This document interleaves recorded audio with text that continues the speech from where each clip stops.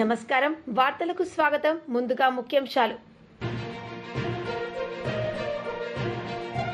ముఖ్యమంత్రి నారా చంద్రబాబు నాయుడు మీడియా సమావేశం పలు అంశాలపై వివరణ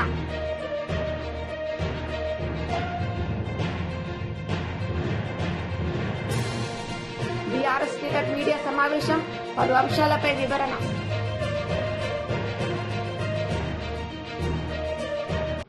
కుప్పంలో ముఖ్యమంత్రి నారా చంద్రబాబు నాయుడు మీడియా సమావేశం నిర్వహించారు. సందర్భంగా ఆయన మాట్లాడారు. ఒక ఇది కాదు కదా,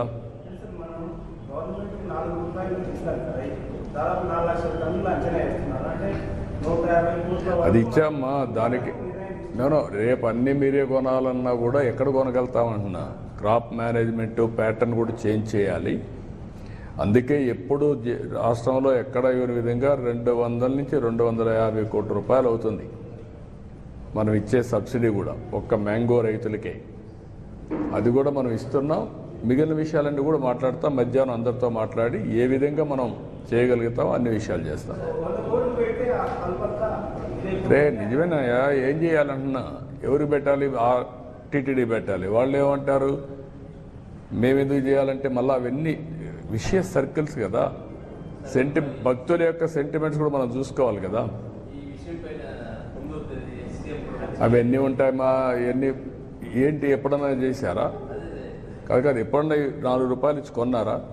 రెండోసారి నేనే కొంటున్నా.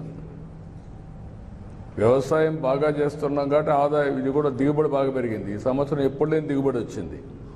ఇంటర్నేషనల్ మార్కెట్లో ప్రాబ్లం వచ్చింది. అదే సమయంలో గవర్నమెంట్ ఆఫ్ ఇండియా కూడా రిక్వెస్ట్ చేశాను, ఈ జ్యూసెస్ కానీ వీటన్ని ట్యాక్స్ వేయద్దని. We are working all these things, will sort it out. Right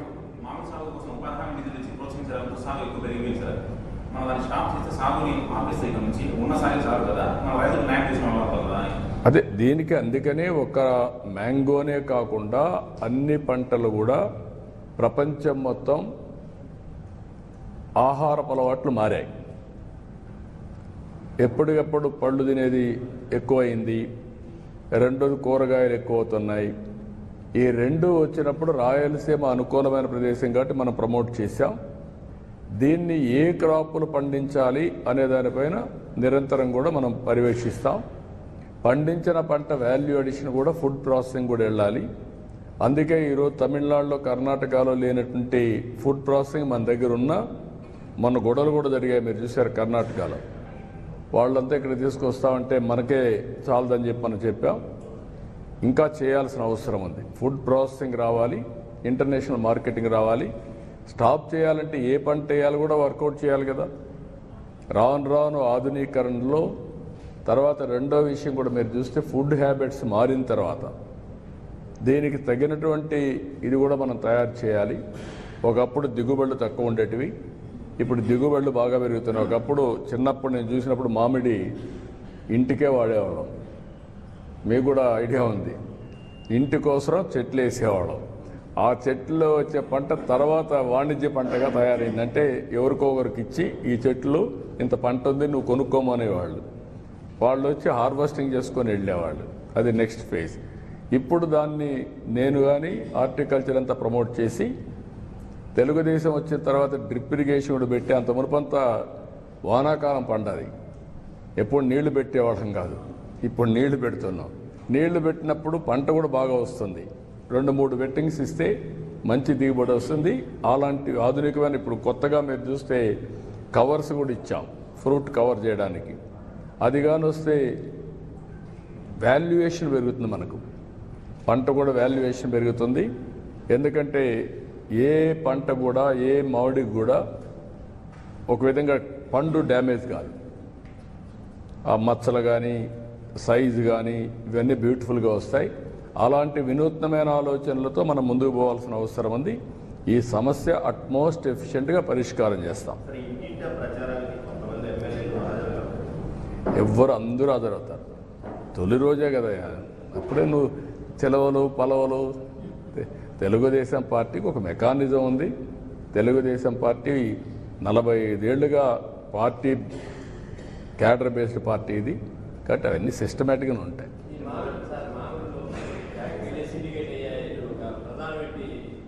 వాళ్ళు సిండికేట్ అయ్యేది కాదు. వైఎస్ఆర్సీపీ నాయకులు మీడియా సమావేశం నిర్వహించారు. సందర్భంగా ఆయన మాట్లాడారు. భారతదేశంలోనే చిత్తూరు జిల్లా మొదటి స్థానంలో మామిడి పంట పండించే దాంట్లో ముందుంది. ఇక్కడ అనేక పల్ప్ ఇండస్ట్రీలు ఉన్నాయి. మరి ఇతర దేశాలకు, ఇతర రాష్ట్రాలకు ఎగుమతి కూడా చేస్తున్నారు. కానీ ఈరోజు ఏదైతే తోతపురి వెరైటీ ఉందో పల్పుకు వాడే పంట, దాన్ని కనీసం మీరు తీసుకోండి ఎప్పుడైనా ఇవ్వండి డబ్బులు అంటే కూడా ఇచ్చే పరిస్థితి లేకుండా రైతులు చాలా ఇబ్బంది పడుతూ ఉన్నారు. మీరు కనుక చూస్తే రోడ్ సైడ్ అంతా కూడా దాదాపు 100 ట్రాక్టర్ల మామిడి అంతా కూడా దామల చెరువు నుంచి కల్లూరుకు పోయే దారిలో చూస్తే రోడ్ సైడ్ అంతా కూడా పోసేయడం జరిగింది. మరి మేము ఈ పంటకు గిట్టుబాటు ధర కావాలా అని అడిగినా కానీ ప్రభుత్వం ఏదో తూతూ మంత్రంగా 4 రూపాయలు ప్రతి కేజీకి ఇస్తామని చెప్పి రైతులకు చెప్పడం జరిగింది. ఇంతవరకు 1 రూపాయి కూడా ఎక్కడ కూడా వేయలేదు. మరి ఇస్తుందా ఇవ్వదా అనేది కూడా ప్రశ్నార్థకం. మరి ఈ పంట ఏదో రకంగా తీసుకోండి అని చెప్పి ఎంత ప్రాధాన్యపడినా కూడా పెద్ద పెద్ద పల్ప్ ఇండస్ట్రీస్ వాళ్ళే తీసుకుంటూ ఉన్నారు. చిన్న చిన్న వాళ్ళందరూ కూడా తీసుకునే పరిస్థితి లేదు.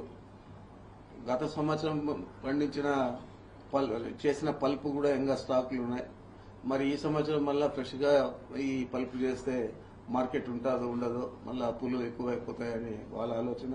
అదే రకంగా రైతులు ఏదో ఒక గిట్టుబాటు ధర రాని ఊరికే కాయలు చెట్ల నుంచి కింద రాలిపోయే పరిస్థితి ఏర్పడింది. తీసుకుపోయినా తీసుకునే పరిస్థితి లేదు. రోడ్ల సైడ్ కూస్తా ఉన్నాం. గతంలో మనం చూసాం టమాటాలంతా కూడా మొన్నటిదాకా టమాటాలంతా కూడా రోడ్ సైడ్ పోస్తా ఉన్నారు. మొన్నటి నుంచి ఈరోజు కొద్దిగా పండించిన పంటకు గిట్టుబాటు ధర వచ్చే విధంగా కొంచెం రేటు పెరిగింది కాబట్టి టమాటా రైతులు ఊపిరి పీల్చుకుంటా ఉన్నారు. కానీ మామిడి పంట రైతులందరూ కూడా ఈ సంవత్సరం నాకు తెలిసి మేము చిన్నప్పటి నుంచి కూడా చూస్తా ఉన్నాం. ఏ సంవత్సరం కూడా ఇంత అధ్వానంగా, ఇంత దారుణంగా రైతులు నష్టపోయిన పరిస్థితి లేదు.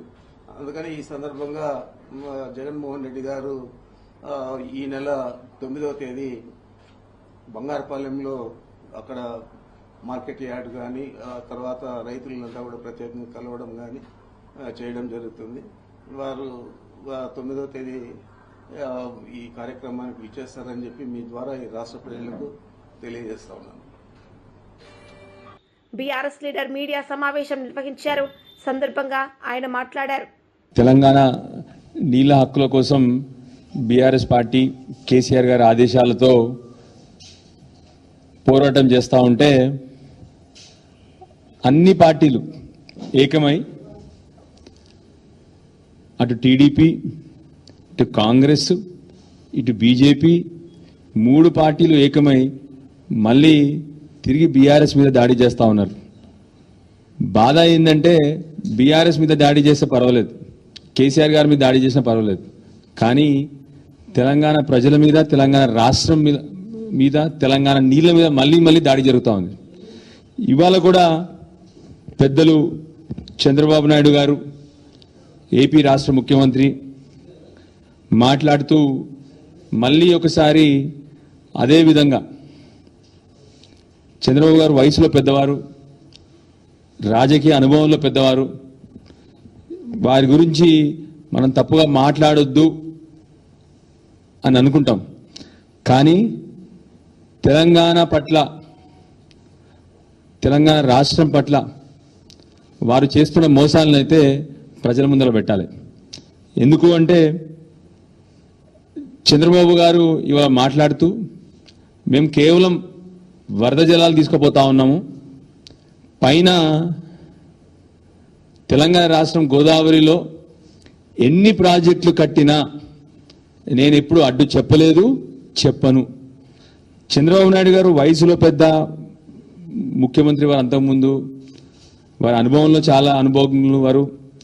కానీ అప్పుడప్పుడు అనిపిస్తుంటుంది చంద్రబాబు గారు వారి శిష్యుడు ఇద్దరు అబద్ధాల్లో కూడా పెద్ద అనిపిస్తుంది. అబద్ధాలు చెప్పడంలో కూడా వారు, వారి శిష్యుడు అయినటువంటి మన ముఖ్యమంత్రి రేవంత్ రెడ్డి గారు ఇద్దరు కూడా పెద్దవాళ్ళు. వాళ్ళు చంద్రబాబు నాయుడు గారు మళ్ళీ ఏ రోజు నేను తెలంగాణ రాష్ట్రం గోదావరి జలాల మీద కట్టిన ప్రాజెక్టుల మీద ఎప్పుడు నేను ఆపలేదు అని చెప్తా ఉన్నారు. మీ అందరికి కూడా కాపీలు ఇస్తాను. ఎన్నిసార్లు అంటే ప్రతిసారి కాళేశ్వరం మీద, కాళేశ్వరం డిపిఆర్ మీద కంప్లైంట్, ఆఖరికి అసలు కాళేశ్వరం ప్రాజెక్టే కొత్త ప్రాజెక్టు వీళ్ళు కట్టకూడదు ఎపెక్స్ కౌన్సిల్లో లేకుండా. నిజానికి Kaleshwaram project modified project, Pranahita Chevella నుంచి మాడిఫై చేయబడ్డ ప్రాజెక్ట్. ఈయన గారు ఏమంటారైనా ఆ రోజు కూడా కాళేశ్వరం కొత్త ప్రాజెక్టు ఆపేయాలని చెప్పేసి ఆ రోజు కంప్లైంట్, సీతమ్మ సాగర్ మీద కంప్లైంట్, భక్త రామదాస్ మీద కంప్లైంట్, ఆఖరికి చివరికి తను దత్తత తీసుకున్న ఆ రోజు పాలమూరు జిల్లా ఉన్న అన్ని ప్రాజెక్టుల మీద, పాలమూరు రంగారెడ్డి మీద కానివ్వండి, డిండి మీద కానివ్వండి, కల్వకుర్తి మీద కానివ్వండి, ఏ ప్రాజెక్ట్ అయినా కూడా అన్ని ప్రాజెక్టులు మీద తన షికాయతులు, తన లెటర్లు. ఇవాళేమో ఏదో అంటారు కదా సామెత, 1000 ఎలుకలు తిన్న పిల్లి తీర్థయాత్రలు బయలుదేరింది అన్నట్టు. ఇవాళ కొత్తగా నేను ఏ రోజు చంద్రబాబు నాయుడు గారికి ఇది ఒక అలవాటు ఉంది, తన మాటలకు చేతులకు అసలు సంబంధం ఉండదు. తన మాటలకు చేతులకు సంబంధం ఉండదు. ఏ రోజు నేను తెలంగాణ ప్రాజెక్టులు ఆపలేదంటారు. మరి ఇవన్నీ కూడా మరి ఇచ్చిన కంప్లైంట్లు ఒక్కటి కాదు, 2 కాదు, ఇన్ని కంప్లైంట్ లెటర్లు ఉన్నాయి. మీ అందరు కూడా ఇస్తాను ఇవాళ.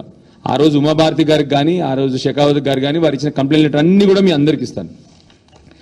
దానికి తగ్గట్టు కనీసం వారు మాట్లాడిన ప్రతిసారి ఇవాళ కూడా వారు మాట్లాడారు.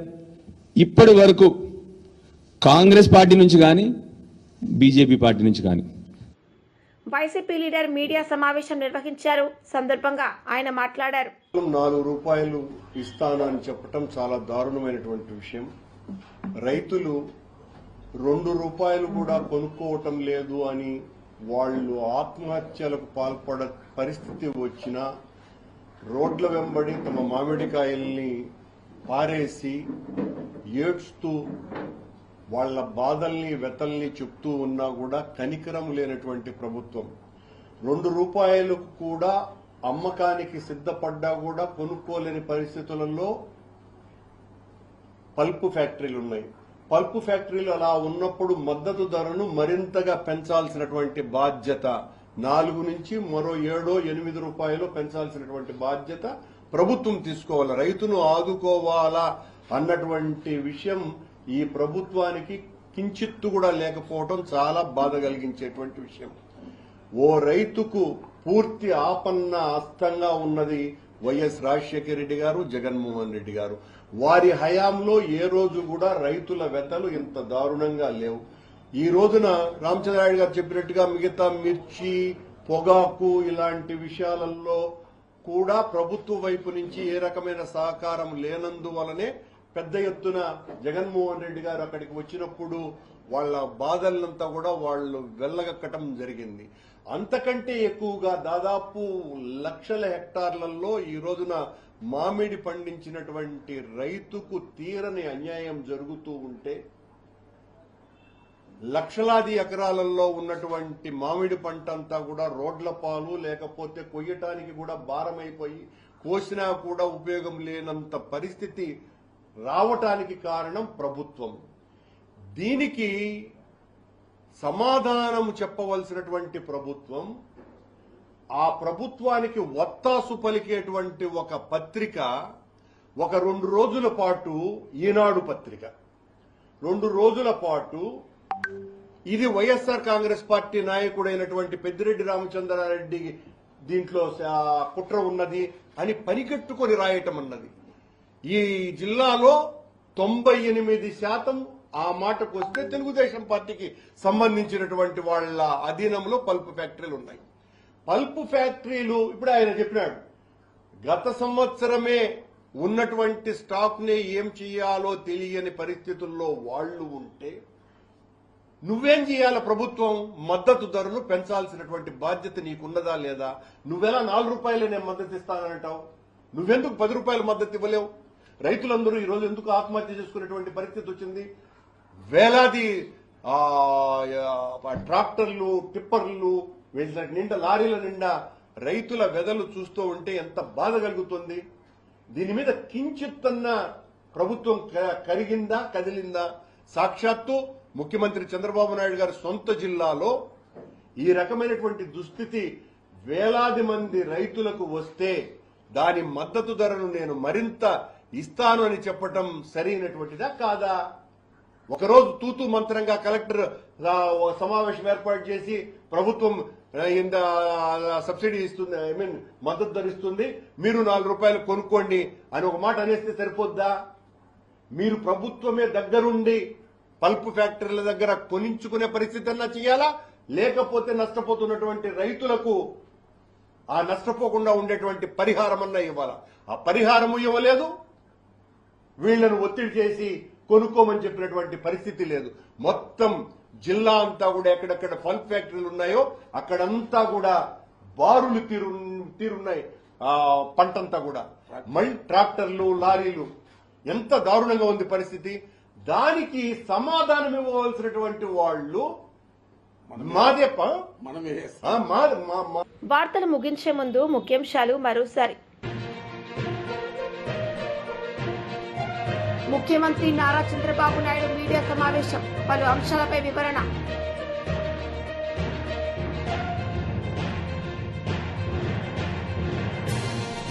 బీఆర్ఎస్ లీడర్ మీడియా సమావేశం, పలు అంశాలపై వివరణ.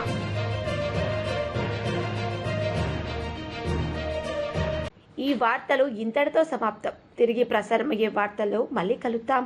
అంతవరకు సెలవు. నమస్తే.